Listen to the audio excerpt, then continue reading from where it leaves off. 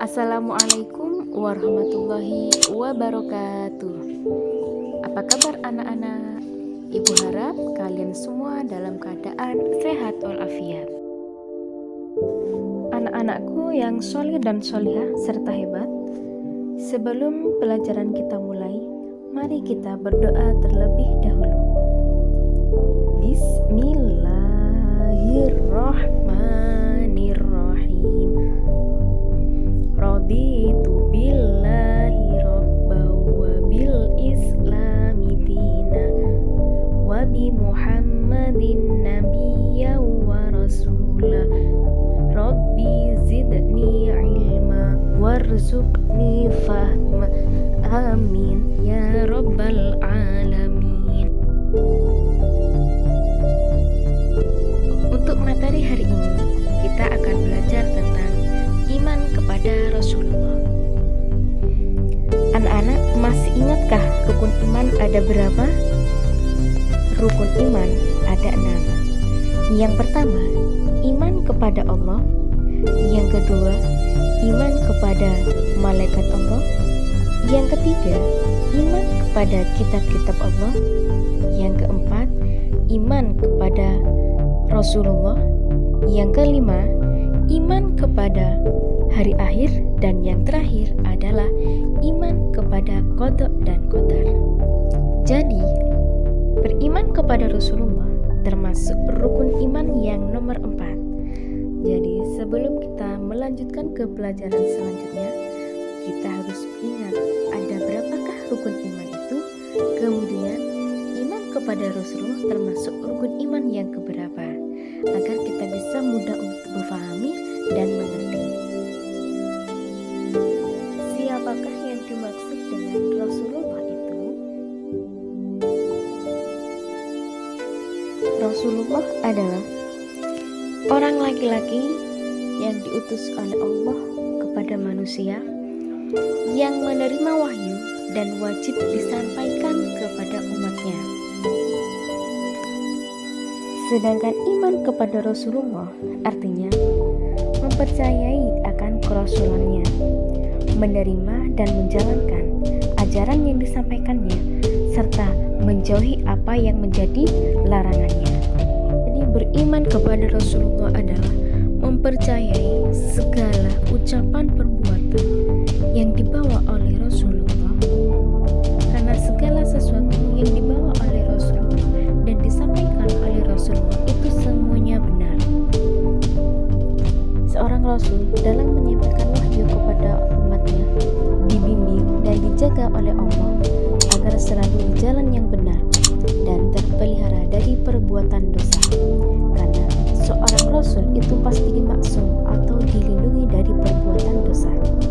Jadi tidak ada seorang Rasul ataupun Nabi itu yang berbuat maksiat, karena mereka sudah dilindungi oleh Allah dari perbuatan dosa. Ada berapakah jumlah Rasulullah yang wajib diketahui oleh umat Islam?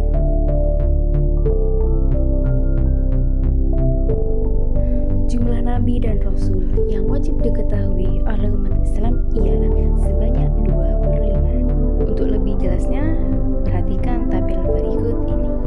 Agar mudah mengingat nama-nama 25 Rasul, mari kita menyanyikan lagu 25 Nabi seperti lagu yang dibawakan oleh Kak Dea. Assalamualaikum, saya Dea.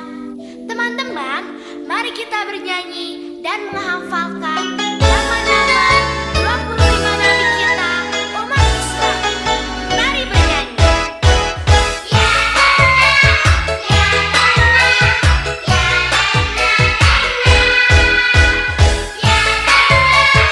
ya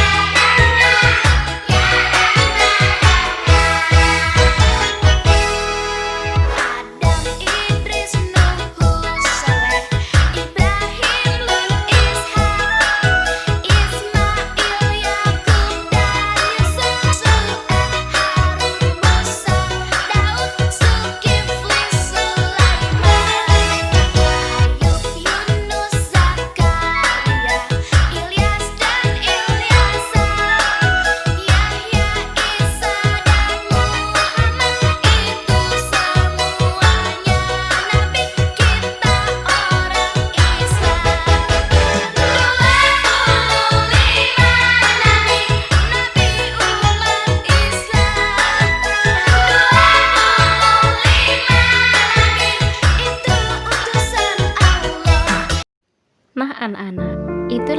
25 nabi yang dibawakan oleh Kak Dea.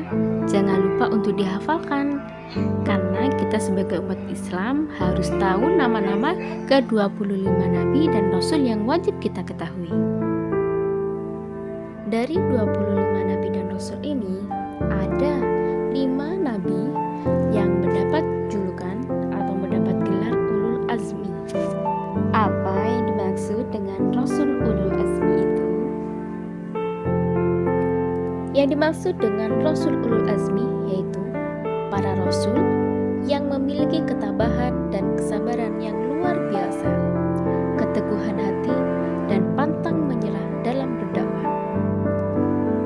Karena dalam berdakwah, para nabi mendapatkan ujian yang berbeda dalam menghadapi umatnya untuk diajak menyembah kepada Allah dan meninggalkan berhala yang sudah disembah selama bertahun-tahun. Adapun rasul yang termasuk ulul azmi ialah ada 5 yang disingkat menjadi Mim, yakni Musa, Ibrahim, Nuh, Isa, dan Nabi Muhammad SAW. Yang pertama adalah Nabi Musa. Nabi Musa adalah seorang nabi yang lahir di kota Mesir pada saat kepemimpinan Raja Fir'aun yang sangat kejam, atas dasar lamaran bahwa akan lahir bayi laki-laki yang kelak akan menumbangkan sang raja. Fir'aun menyuruh untuk membinasakan semua bayi laki-laki yang lahir saat itu. Namun ibu Nabi Musa yang bernama Yukabat tidak ingin bayinya dibunuh, sehingga beliau menghanyutkan Nabi Musa di sungai Nil. Kemudian Nabi Musa ditemukan oleh istri Raja Fir'aun yang bernama Siti Asia di sungai Nil. Kemudian dibawalah bayi mungil tersebut ke istana dan dirawat dengan baik oleh Siti Asia. Bahkan atas permintaan istrinya, Fir'aun mencari wanita untuk menyusui anak temuan itu. Allah menyelamatkan Nabi Musa dan kembali dipersusuan oleh Yukabat. Nabi Musa kemudian tumbuh cerdas dan tekun berdakwah. Ia selalu berhadapan dengan para penyidik istana dan selalu ada mukjizat yang menyertai. Pada akhirnya, Nabi Musa mampu mengalahkan Raja Fir'aun dan seluruh bala tentaranya yang mengejar beliau sampai di tepi Laut Merah. Ketika Nabi Musa memukulkan tongkatnya, sehingga terbelahlah lautan menjadi 2 bagian. Ketika itu Nabi Musa dan seluruh umatnya berlari sampai ke daratan. Pada saat Raja Fir'aun mengejar Nabi Musa sampai di tengah lautan, kemudian Allah mengembalikan lautan menjadi semula. Maka selamatlah Nabi Musa dan seluruh umatnya dari kejaran bala tentara Fir'aun, dan Fir'aun dan seluruh bala tentaranya tenggelam di Laut Merah. Yang kedua adalah Nabi Ibrahim. Nabi Ibrahim adalah seorang nabi yang hidup di zaman Raja Namrud, di mana Raja Namrud adalah seorang raja yang menyembah berhala. Mukjizat yang diberikan Allah kepada Nabi Ibrahim adalah beliau ketika dibakar maka tidak mempan, sehingga sekujur tubuhnya pun tidak tersentuh oleh api, dan api pun terasa sangat dingin. Itulah mukjizat yang diberikan oleh Allah kepada Nabi Ibrahim untuk menunjukkan betapa keagungan Allah terhadap keangkuhan Raja Namrud. Yang ketiga adalah Nabi Nuh. Nabi Nuh adalah seorang nabi yang sangat sabar sekali dalam mengajak umatnya untuk menyembah kepada Allah. Bahkan saat beliau mengajak umatnya untuk menyembah kepada Allah, istri dan anaknya termasuk dari salah satu umat yang durhaka dan tidak percaya kepada Allah, sehingga Allah memberikan mukjizat kepadanya, yaitu dengan menyuruh Nabi Nuh untuk membuat perahu yang sangat besar, karena Allah akan mendatangkan banjir bandang yang sangat besar, sehingga pada suatu hari ketika banjir bandang datang, Nabi Nuh dan seluruh umat yang beriman diselamatkan oleh Allah. kecuali anak dan istrinya yang telah durhaka kepada Allah. Mereka ikut tenggelam bersama umat-umat yang durhaka kepada Allah dan kepada Nabi. Yang keempat ialah Nabi Isa. Nabi Isa adalah seorang nabi yang lahir dari seorang wanita suci yang bernama Siti Maryam, di mana mukjizat Nabi Isa adalah beliau bisa berbicara saat masih bayi, karena banyak yang meragukan tentang kesucian Nabi Isa dan juga ibu Siti Maryam. Kemudian mukjizat Nabi Isa yang lainnya adalah beliau bisa menghidupkan orang yang sudah mati selama beratus-ratus tahun lamanya. Dan mukjizat Nabi Isa lainnya adalah beliau akan diturunkan oleh Allah dari langit pada hari kiamat untuk memerangi Dajjal. Yang kelima adalah Nabi Muhammad SAW.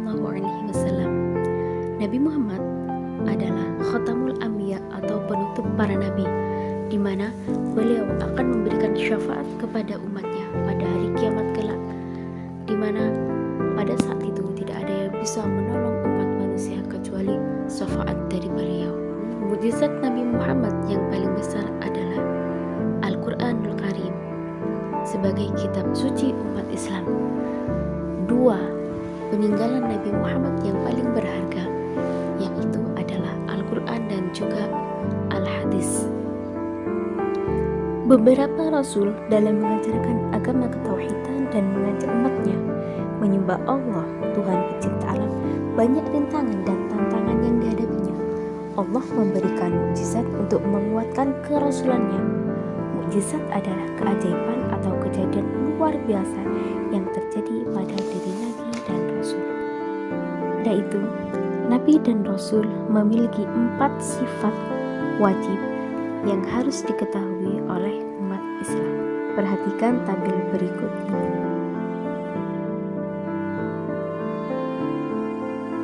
Shidik yang berarti benar. Jadi semua yang disampaikan oleh Nabi itu benar. Kemudian amanah, dapat dipercaya. 3. Tabligh, menyampaikan. Jadi seluruh wahyu yang disampaikan kepada Nabi dan Rasul itu wajib disampaikan kepada umatnya. Dan yang terakhir adalah fatonah, pandai. Jadi seluruh Nabi dan Rasul yang diutus oleh Allah kepada umatnya itu semuanya pandai. Dan kebalikan dari sifat wajib tadi yaitu syidik, kebalikannya adalah kidib yang artinya dusta. Kemudian amanah, kebalikannya adalah khianah yang artinya tidak dapat dipercaya. Tabligh, kebalikannya adalah kitman atau menyimpan. Dan yang terakhir adalah fatonah, yaitu kebalikannya adalah baladah atau bodoh. Jadi itulah sifat yang wajib dan sifat yang muhal yang dimiliki oleh para rasul. Nah anak-anak, demikianlah penjelasan ibu guru tentang beriman kepada Rasulullah. Semoga kita senantiasa menjadi umat yang beriman dan bertakwa kepada Allah Subhanahu wa Ta'ala. Demikianlah pembelajaran pada video kali ini. Semoga kita senantiasa mendapatkan ilmu yang manfaat dan barokah.